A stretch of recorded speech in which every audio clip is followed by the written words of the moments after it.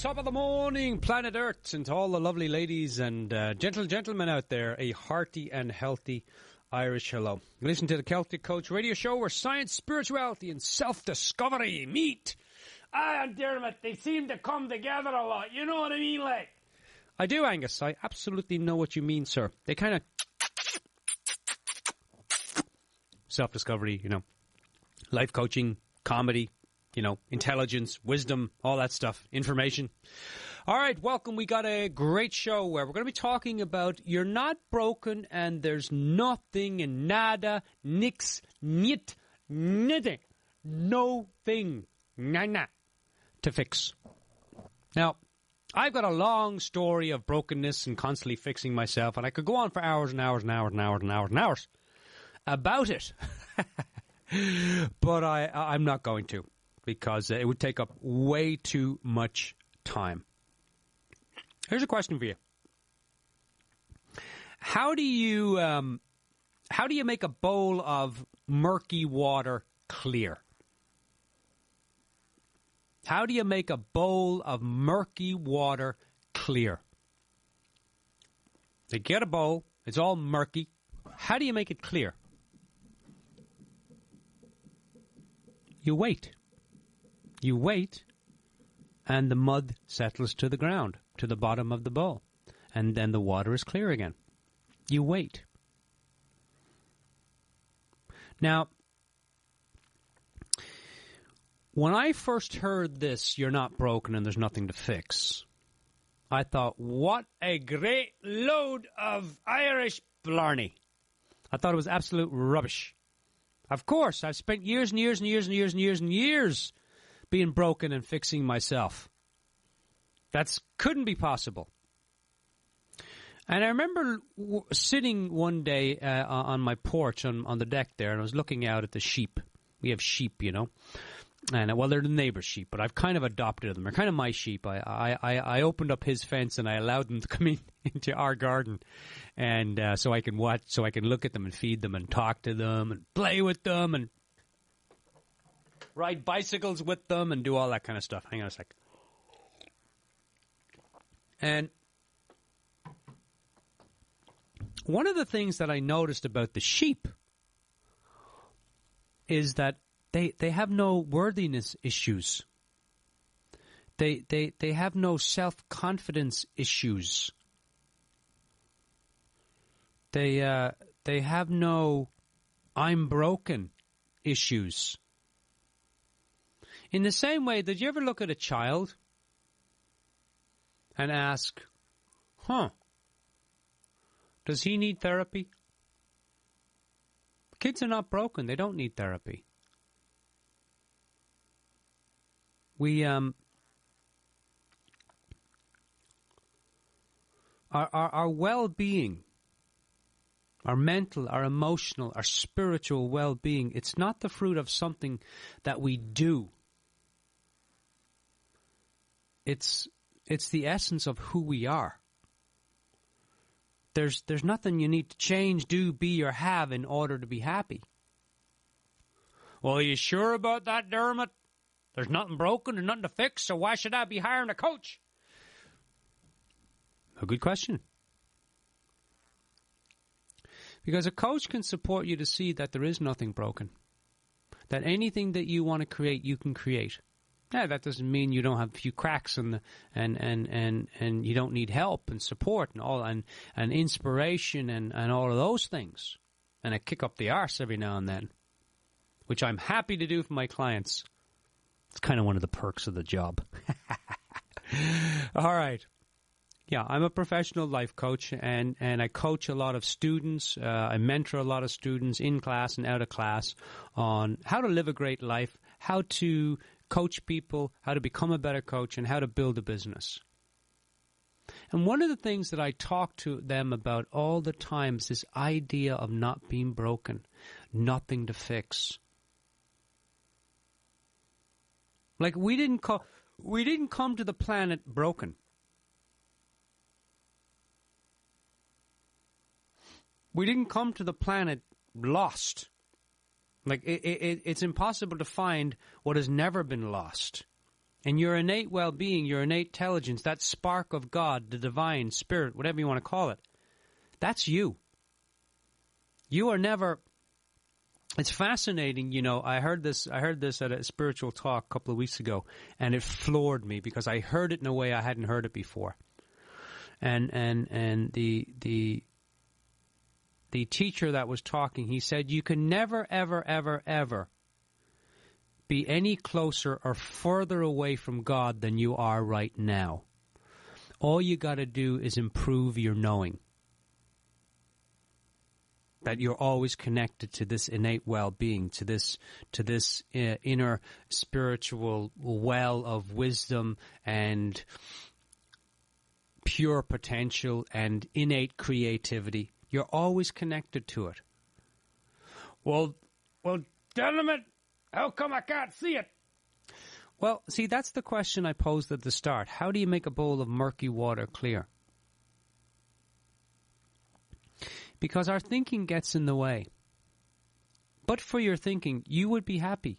But for your thinking, you'd be able to solve any problem. But for your thinking, you'd have a great life. Now, does that mean that everything in life goes your way? No. Life is a full contact sport. You're going to get kicked. You're going to get knocked. You're going to get your hits. It's like a boxing ring. Life is like a boxing ring. You're going to get knocked down. The only question is, will you get back up?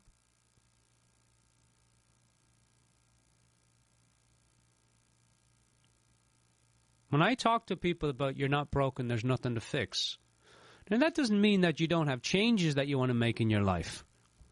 That doesn't mean that you don't want to experience certain things. We came on this planet to experience things. But we didn't come on the planet to spend our whole lives fixing ourselves. And that's taken me a while to understand that. Because when at 30, I became very depressed. And I spent the next 10 years trying to fix myself. And so when a coach said to me, one of my coaches said, Dermot, you know you're not broken, don't you? There's nothing to fix. I thought, that's crap. Of course there is. What do you think I've been doing for the last 10 years? Now, what I feel I've been doing for the last 10 years is getting to know the real me. Not the me that I've made up. Not the personality that I've made up. Not the pseudo Dermot that shows up, you know, when he's trying to impress people. But the real me. The God spark. The well of intelligence, the well of creativity, the well of wisdom, the well of well-being. The well of clarity.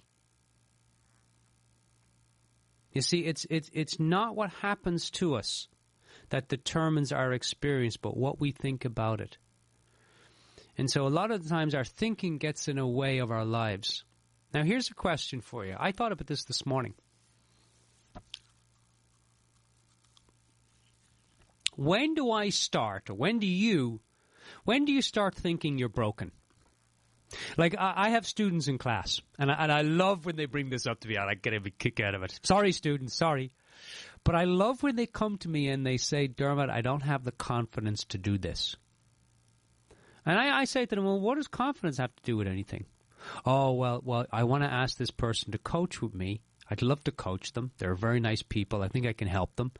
But I'm too afraid. I don't have the confidence. And I say, now, what does confidence have to do with picking up the phone and asking someone if they need help with that? Hey, I've heard you got a problem. Do you need some help? Very simple. Worthiness and brokenness has got nothing to do with life. And everything to do with how you're seeing that which you call brokenness and things to fix.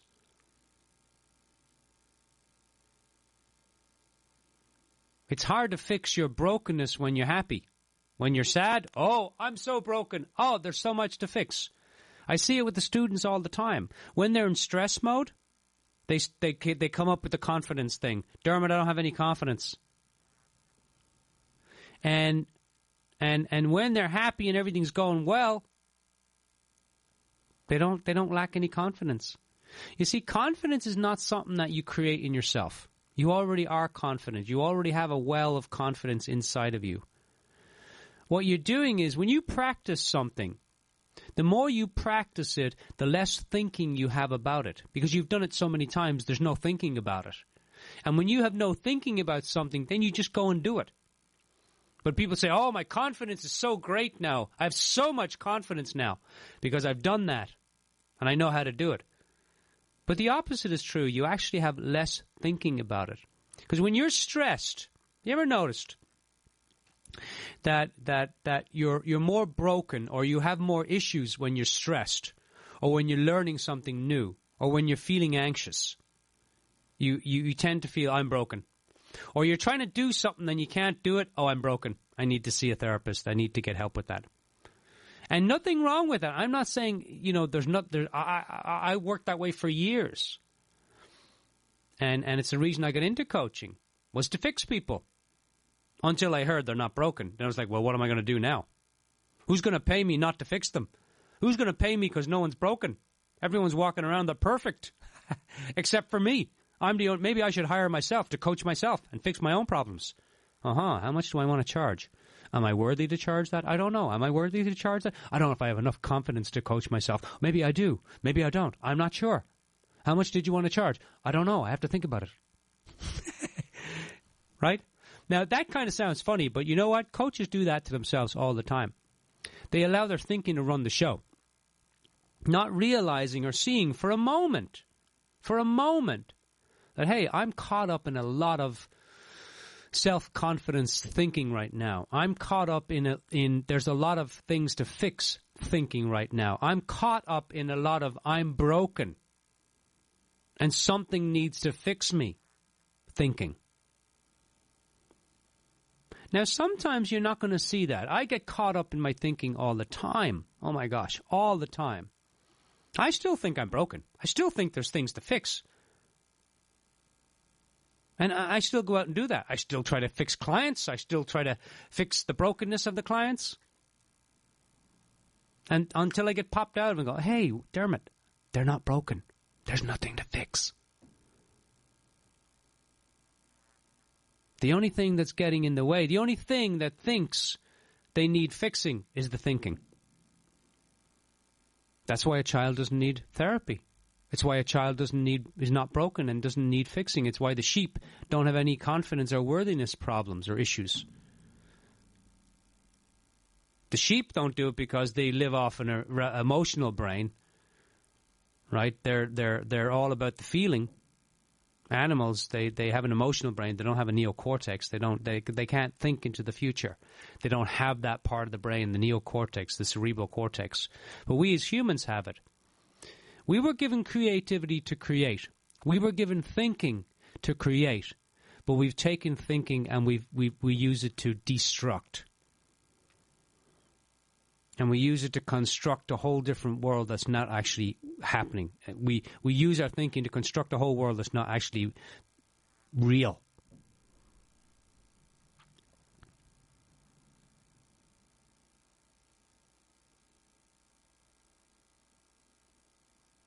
Very powerful. Very, very powerful. We as human beings, as sparks of the divine, we rest in that well of our being.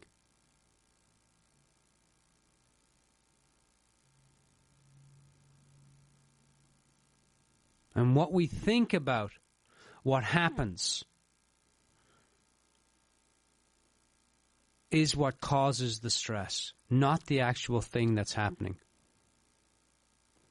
It's not what happens that determines our experience, but what we think about what happens. That's a better way of saying it. It's not what happens to us that determines our experience, but what we think about what is happening to us. Our experience comes through our thinking. We feel our thinking. We live in the world of thinking or feeling, not in the world of circumstance.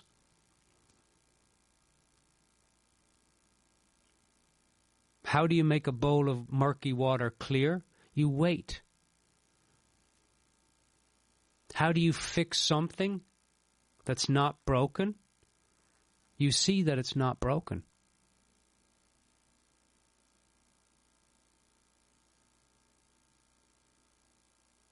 How do you I used to live in Malibu, and I took care of this huge house for this guy. It was wonderful. It was a great deal. I had my own little house and everything. And I took care of it, and he was there once a year for like a week or two. And I used to go walking on this road. It was a dirt road, it wasn't paved or anything, no asphalt on it. And the cars would come by, and they'd kick up all the dust. And the dust would be all over the place, and I would have to stop what I'm doing. I'm stuck. Can't move. Can't see. Can't do anything. Totally stuck right there. Nothing moving. But when I waited for the dust to settle, then I could see the road in front of me again, and I could keep going. And you see, our thinking is like that.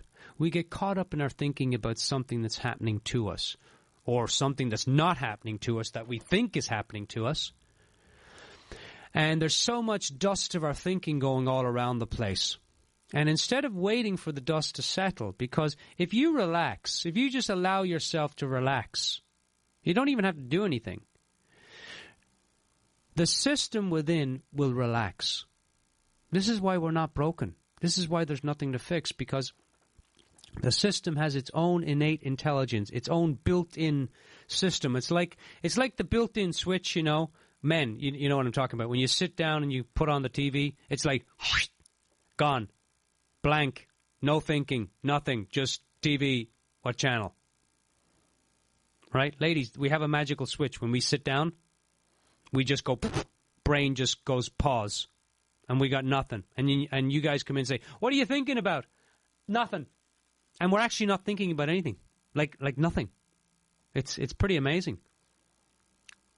I don't know if you knew this, but 80% of the human body is water. And so basically we're like stressed out cucumbers with a brain. And when we can sit, the brain starts to relax. Our thinking starts to relax. And it's like a student said the other day, it's like coming home. Beautifully said. It's like coming home to ourselves. Have you ever noticed that you don't seem to have as many or very few problems when you're relaxed? Or when you're on vacation and you're sipping margaritas on the beach, you don't seem to have any problems. You have very few self-issue-worthy issues. Right? Why? Because there's no thinking there. But when you finish vacation, you get home to all your problems. Oh, my God. Oh, this issue was waiting for me, and that issue was waiting for me. It went away when I was on holiday, and now it's back. It's like a rash you can't get rid of, It's like a neighbor you can't move away from. It's like a guest. You can't get them out of the house quick enough. Our thinking fires up again. When you're sitting, you relax, whatever you're doing, your thinking slows down, your body slows down. Have you noticed that when you're really relaxed, your thinking is relaxed? Have you noticed that when your thinking is going a mile a minute, so is your body, and so is your issues? Like, here's something interesting. Can you point to that part of you that's broken? Like take your finger. Go on now. Not literally take your finger somewhere, like not on a date. But take your finger and point it to the part of you that's broken.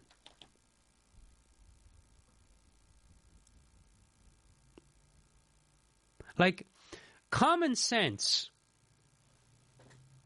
Common sense is like a hairdryer to a bald man. It doesn't get that much used, in the hotels. But common sense would tell us that I can't point to the part of me that's broken.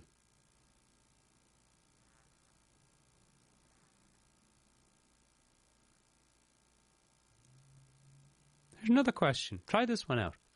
What part of you needs self-development? Now, by the way, I just got through a show telling you why you need a coach. And now I'm telling you you're not broken. It's totally contrary, right? But not. A great coach can help you to see that you're not broken. A great coach can help you to see there's nothing to fix. And when you start to see that in your life, then life becomes fun. Life becomes about creating and not fixing. Life becomes about constructing things, not destructing things. Very playful and powerful place to live from creativity. Now, we all got our cracks, we all got our thinking, we all got our things that we're working on and trying to get rid of and all of that. I'm all of that stuff. That's why I have a coach. Because a coach reminds me. But Dermot, you got a lot of thinking about that right now. What's actually going on? Nothing. So you got a lot of thinking about that. Yes, I do. I actually have two coaches. I have a coach, mentor, Steve Chandler, and I also then have a kind of like a mentor thinking coach. And she listens to phone calls, and we talk about this whole idea of where our thinking gets in the way. She reminds me. I'm basically paying her all this money to say, Dermot, that's mostly your thinking that's going on, because that's not actually happening in reality, is it? Like, how much of the problem, think about this, here's a question. How much of the problem of your problem is actually real in your head, and how much of the problem is actually real in your life? And usually it's about 90% to 95 to 99% in my head. Here's another question. Where's the self that you're trying to fix? Like, point to it. You see, God does not see you as broken. Now, I don't mean this is a religious thing. I'm not talking religion here. This show is all about spirituality, self-discovery, and science. And if you were to scientifically look at the body and see how the body is made up and what the body goes through on a daily basis and what it does during sleep, oh my gosh, you'd be hard pressed to look at the body as broken. Now, that doesn't mean that, things don't fall off and, hair gets on your back and all of that stuff, right? I remember in the 80s, I dated a girl, beautiful, beautiful, long blonde hair all the way down on her back. None on her head. It was all on her back. And then in 2000, then all my hair was on my back and not on my head. Spirit, God, consciousness, spark, divinity, whatever you want to call it, it doesn't think you suck. It doesn't think that you're broken. You got a lot of thinking around stuff, and there's nothing wrong with doing processes and tools and techniques to move that thinking out of the way so you can connect to your own divine energy, your own innate intelligence. That's what processes and tools in coaching do. It's one of the reasons they work so well. They move the thinking out of the way so that you can connect to who you really are. Very powerful. Very, very powerful. So let's bring all this together.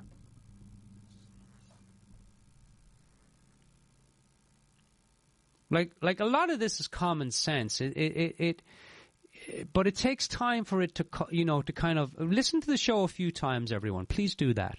3 times is the magic number in the universe. I tell coaches and clients, hey, practice something 3 times. Learn that process 3 times. Practice making that phone call 3 times. Stand in front of the mirror. Practice that thing for 3 times. Or let's do it 3 times together. Whatever it is, 3 times is the magical number in the universe.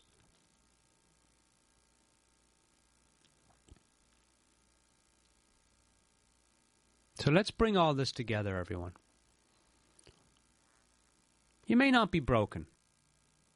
And you may have a few cracks, and that's totally fine. And some of this is like common sense, and some of it is not.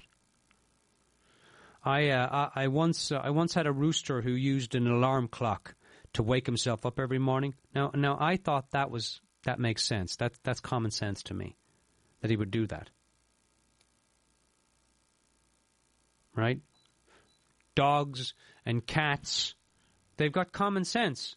They eat when they're hungry, they sleep when they're tired, and they never ride a bike without a helmet. I mean, common sense. And this stuff, in a way, is common sense. You're not broken. There's nothing to fix. Now, that doesn't mean that you don't go out and hire a coach and to help you create a great life. It doesn't mean you don't go out and hire a coach or hire a mentor or a consultant to make your life better. But in terms of this idea of you're not broken and there's nothing to fix, ask yourself some of those questions just to play with this idea. I'm not asking you to believe a word I say. In fact, don't. Test it out. When you're relaxed, how broken do you feel? When you're happy, how broken do you feel? How much are you inspired or motivated to fix yourself when you're happy, when you're peaceful, when you're holding a child? When you sit and you hold a child, or you pet a dog or a cat, and your waves in your brain are relaxed, your thinking is relaxed, which is usually then your body's relaxed. Or when your body relaxed, your thinking is relaxed. How broken do you feel in that moment? Very hard to find your brokenness when you're happy, when you're satisfied, when you're content, when you're in the moment. Where is the self that you're trying to fix? Where is it? What part of you do you think needs self-development? Now, you may be struggling with a lot of thinking. There's no, I do too. Yeah, me too. That's not a Dermot thing. That's a human thing. We all struggle with our thinking. No question about it. But when we start to create a little gap, my friend Aja, I'm taking an online retreat. He's a spiritual teacher, wonderful person, Aja Shanti. And one of the things he said the other night was very powerful, very simple. And he didn't mean it in the context of coaching, but I'm always listening for things in the context of coaching. And he said something very powerful. He said, 3 things that I always tell people when they're challenged with things, or they think they suck, or they're broken. The first one is relax. The second one is let go. And the third one is breathe out. And when you allow yourself to do those 3 things, your brokenness starts to fall away, because what happens is your brain, your thinking brain, starts to relax. And you have less on your mind. I tell coaches all the time, the best coaches show up with nothing on their mind, or something on their mind. But as soon as they start talking, I say to coaches, how on a scale of 1 to 10, 1 is low and 10 is high. How much not confidence do you have before a conversation? And they say, oh, it's at a 10, Dermot. I have no confidence. And then I say, now, where is it when you start when you start the conversation with the person? Where did your confidence go? And they say, well, it goes away. I don't know where it goes, because I'm talking to a client, so I'm not thinking about it. And it's like, yeah, that's right. Before the conversation, you're thinking about it. You're putting focus on whatever we put focus on grows. If you feed a dog or a wolf, he's going to get bigger. If you don't, he's going to get smaller. In the same way that when you put attention on your thinking, you're going to have more of it. And when you start a coaching session, I say to the students, and you're talking with the client, no self-confidence issues. So it makes sense then that it has to be a thinking thing, and not an innate thing, and not a thing that we are. Because we are sparks of the divine. We're intelligence in form. We're wisdom in form. We're creativity in form. We're spirit in form. Or as Sting says, spirits in the material world. So go easy on yourself. Go easy on yourself. When you're caught up in your thinking, that's a good time to pause. When you're stressed out, good time to pause. When you're anxious about stuff, anxious thinking, stressful thinking, because you're not an anxious person. There's no such thing as an anxious person or a stressed out person. Oh, clients tell me all the time, I'm an anxious type of person. No, not true. You have anxious thinking. You have stressful thinking, absolutely. You think it's coming from the outside world. It's not. It's coming from your inside thinking, your world. Because we feel our thinking in the moment. And it feels 100% real in our bodies, but it's just our thinking.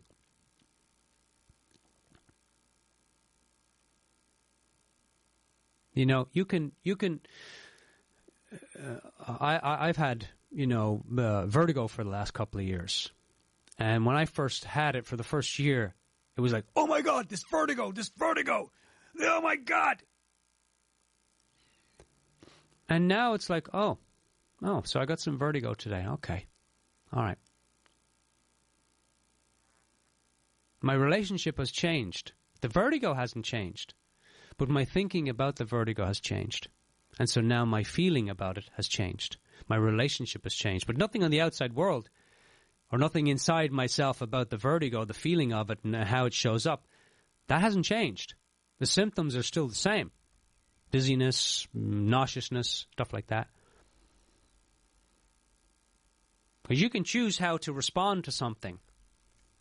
Not always easy, I agree. Some days I'm like, oh, this bloody vertigo, and I get all pissed off and everything about it. But slowly I'm starting to see that it's not the vertigo that's the problem. It's my relationship to it.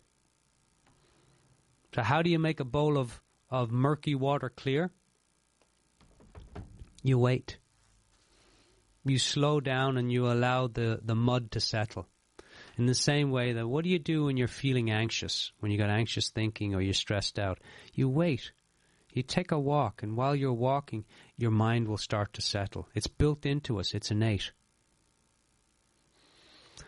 I hope you've enjoyed our session today. I really hope you've enjoyed the show today. I've had a blast with it. If you want to reach out to me for coaching, if you want to reach out to me and just have a conversation, if you want to reach out to me for a talk, email me at the Celtic Coach, Celtic, CELTIC, the Celtic Coach at gmail.com. Until the next time, everyone, think big, have fun, and stay curious. I'm the Celtic Coach, and that, my dear friends, is no blarney. Cheers, everyone.